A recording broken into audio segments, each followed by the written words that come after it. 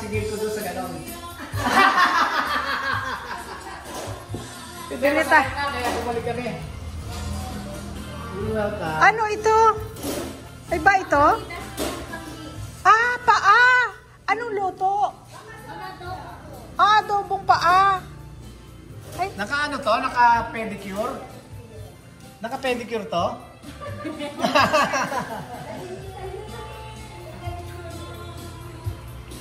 Na paa. Ay, I mean, 4 na adobo. 4. 3 kaldereta. Tsaka isa nitong paa. Itong paa, naka-pedicure to ha.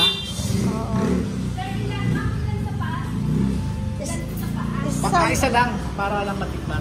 3 paa, 3 kaldereta, 4 na adobo.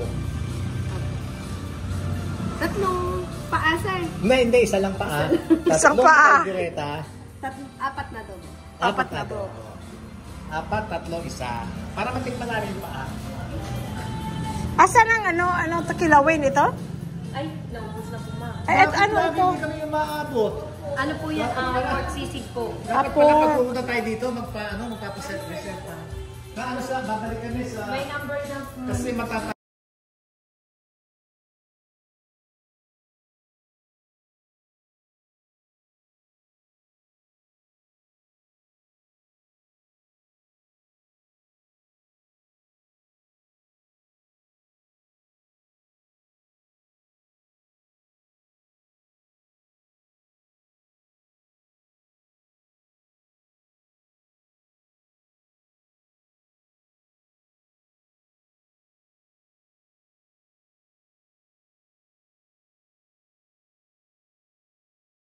pinanood nyo? Naku, thank you ha. Maraming salamat. Ayan. Ito, ilan ito? 4? 4. Masarap talaga, masarap. Nasarapan kami. Lalo na to asawa ko, hindi kumakain pa. Uy, umorder tayo ng 4 ha. 3. Sabi nung una, 3. Ngayon ginawa ng 4 oh. Kumakain pa lang kami noon. Malambot oh. Na tsaka yung timpla, talaga masarap.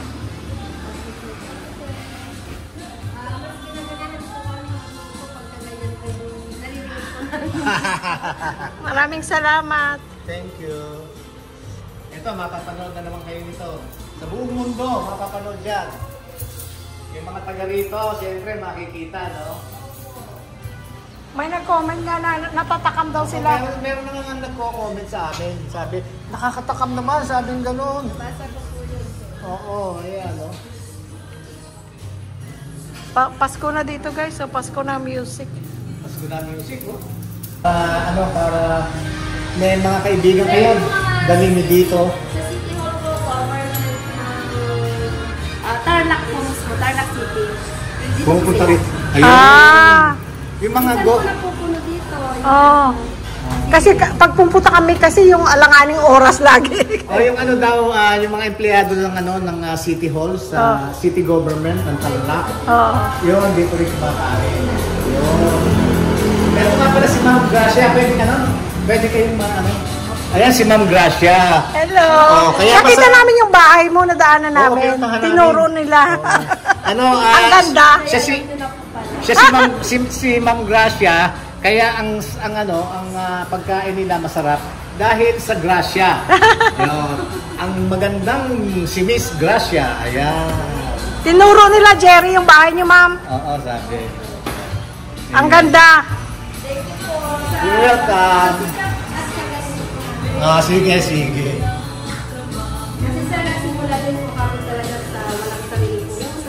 Oo, gano'n naman. Doon naman nag-uumpisa lahat eh. Oo. Tapos, sawa naman po doon. Sabi nila, hindi ako kakalapas doon. Pero sabi ko, Sige lang, try lang. sige lang po. Tsaka dasal.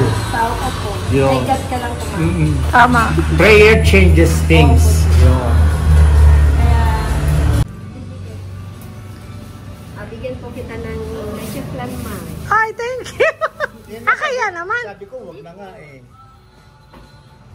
Pero next week, nandito na naman kami. Sa Webes. Webes or Biyernes, depende. Oh, thank you. Ay, thank you.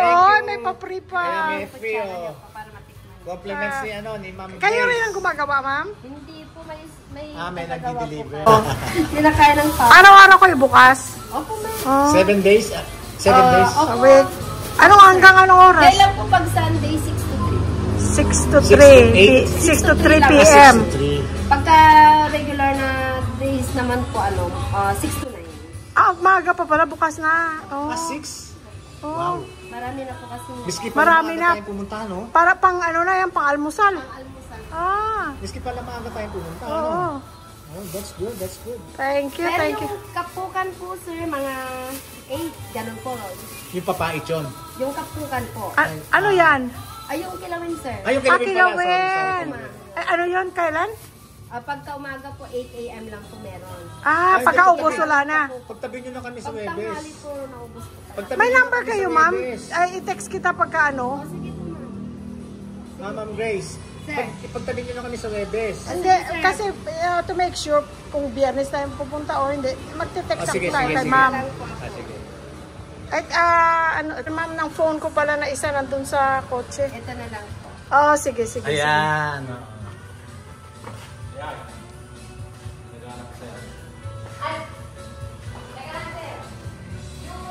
Thursday, tama po, dito po ako Thursday. Okay. Kasi nasa isang branch po ako pag Monday. Ah, meron ka ibang branch? Meron po. Saan banda, ma'am? Sa Muñoz City po. Saan yun? Ah, hindi. Starlock.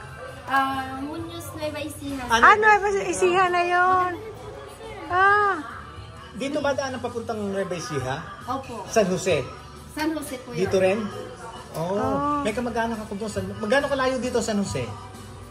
Pagka dito po, 30, mga 1 hour po. Sino Pero siya? pag- Kay JR? Kay JR? Oo. Ah. Pero Pag pagka dito sa... po hanggang Muñoz, mga 30 minutes po. Diretso na lang ng T-Flex. T-Flex na lang. Oh, sir, yan.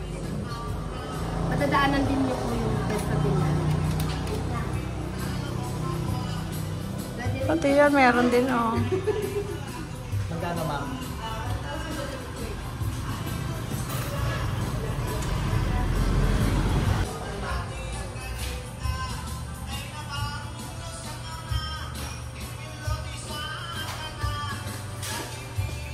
Ha? Nandun kanina nung nagbabayad ka.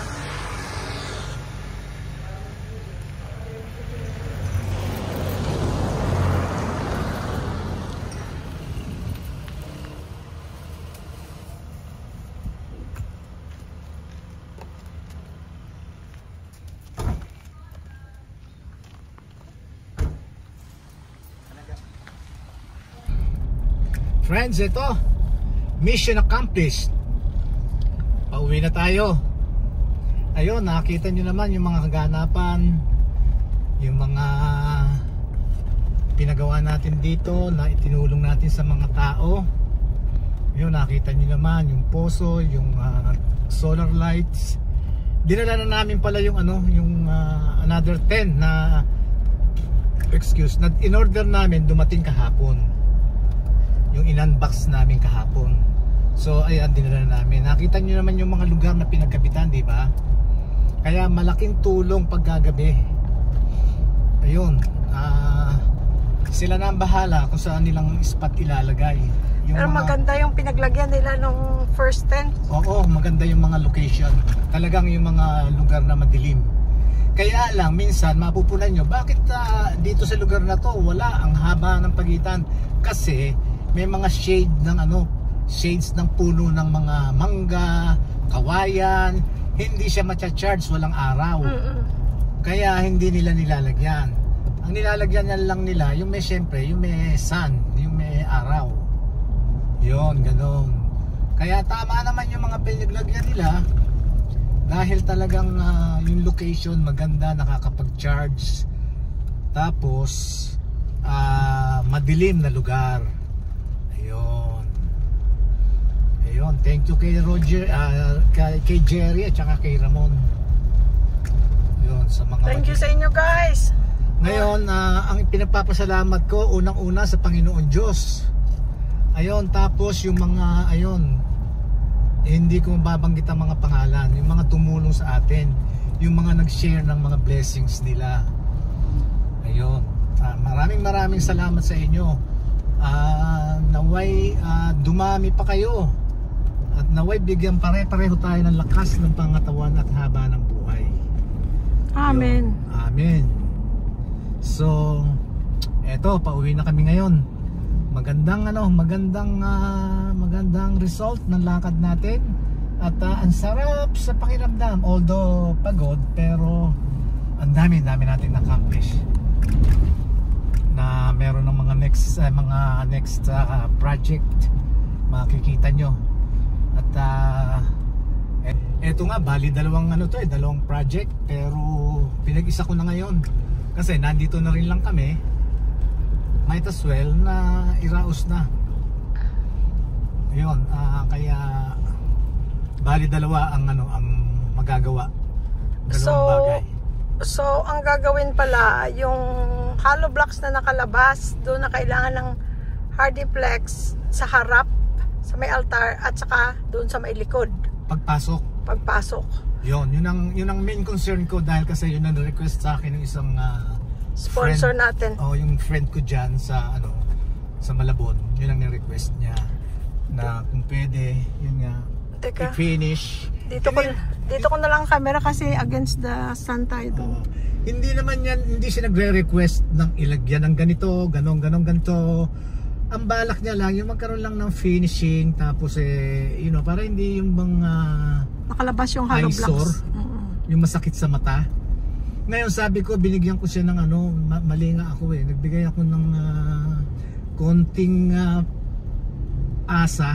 pinaasa ko siya, na sabi ko, friend, hindi lang kako yun ang bibigay ko, hindi lang natin patatakpan niya ng pa-finish natin. Sabi ko sa kanya, palalagyan ko ng ceiling, pero kisame. Pero hindi pwede.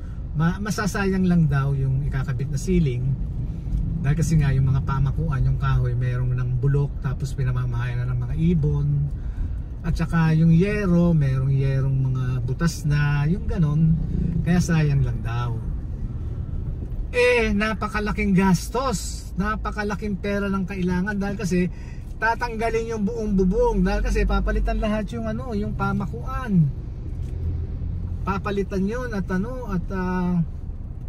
papalitan ng bago. Ay naku kako, sorry kako, next time na lang siguro kako, yun na lang munang matakpan lang yung hollow blocks, hindi lang masakit sa mata. At saka yung something sa altar. Yung something sa altar, at saka yung sa altar naman, pinagawa ko na rin. Isinabay ko na rin itong kaya Miss Malabon, pasensya na ha. Yung parang pinaasa kasi kita, sinabi ko na hindi lang ipapifinish. Sabi ko palalagyan ko ako ng kisame, pero hindi pwede, Miss Malabon. Kaya sorry ha, ipifinish na lang natin yon, hindi na lang magiging masakit sa mata. Pero ang pinagawa ko ngayon, yung bintana. Yan, yung bintana.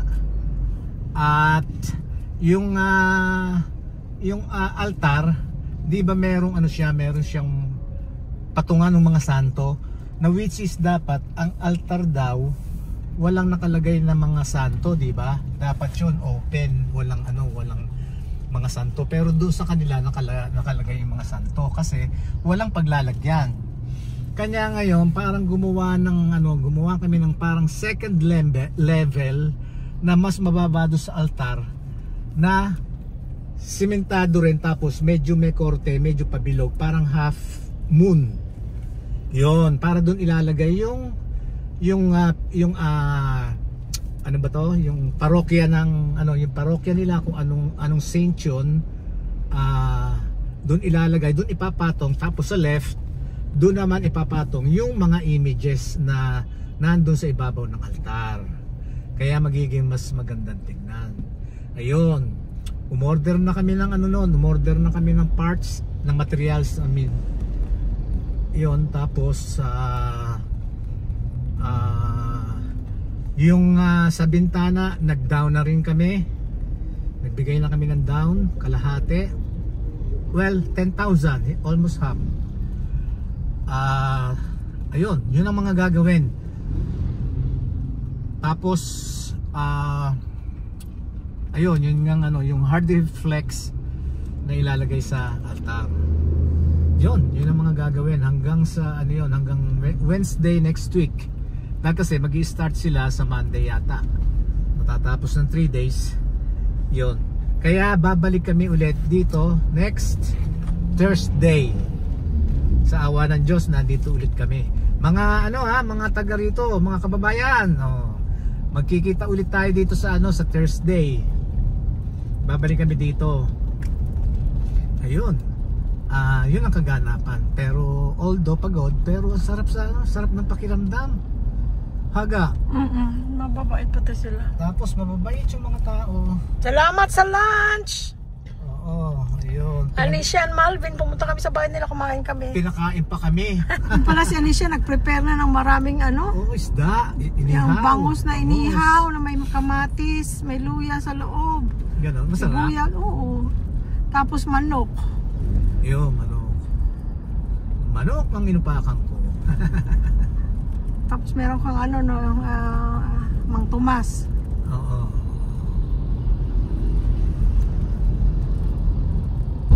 Thank you, Lord. Okay, tapusin na natin ito. Ang sarap ang sarap talaga ng pakiramdam, friends. Na talaga, although miski pagod ka, parang yung feeling mo talaga bang parang, mission accomplished. Di ba? Pag nakaka-accomplish ka ng mission. Maganda yung pagkagawa ng roof extension. At saka yung extension, nakita nyo, para lumaki yung simbahan. Thank you, Nanay Ibel, sa paghilot ng aking kamay. Hinilot niya ako, guys, yung yung wrist ko na masakit. Hinilot niya. Masakit, pero masarap ang pagkasakit. Tapos, yung isang sister doon, hindi, kumuha pa siya sa bahay niya ng coconut oil na ginawa niya. Bagong gawa daw yun ng coconut oil. Yun ang ginamit? Yun ang ginamit, ang bango. Tapos binigyan akong konti, ipahid-pahid ko daw. Yun. Kaya eto ngayon. At uwi na tayo, guys. Uwi na kami. At yun ang mga kaganapan. Okay, so ganun pa rin, friends. Unang-una sa Panginoon Diyos, thank you, Lord. Amen. For the mission accomplished. Ayan, na-accomplish na namin yung inatang niyo sa amin. Well, hindi pa totally. I mean, for the day. Yun. For the day, we did what we need to do for the day. Yes. So thank you, guys, sa pagsama. Tapos, sa inyo ngayon, wala na kaming masasabi. Kung hindi, we love you all. Bye-bye.